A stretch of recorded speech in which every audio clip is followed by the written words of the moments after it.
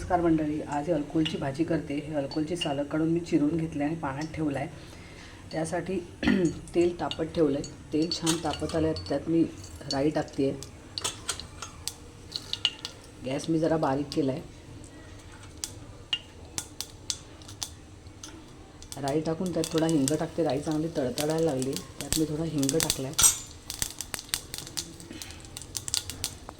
आणि हा जे चांगलं तडतडलं की यात मी ते अल्कोलचे तुकडे टाकते.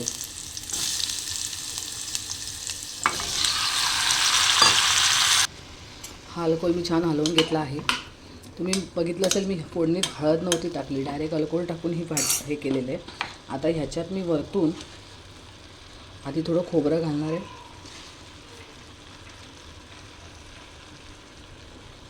थोडीशी हळद वरतूनही मी हळद घालणार आहे.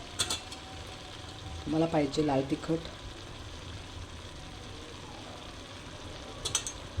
थोडासा गरम मसाला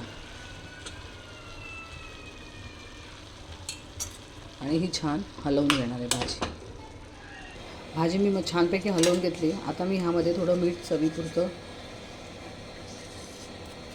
आणि टॉमॅटोचे काही तुकडे टाकणार आहे. की तुम्ही जर कढईत करणार असाल तर टॉमॅटो आणि मीठ हे सगळ्यात शेवटी टाकायचं आणि थोडा गूळ घालणार आहे आणि परत एकदा व्यवस्थित हलवून घेणार आहे. तुम्ही बघू शकता छान हलवली आहे मी.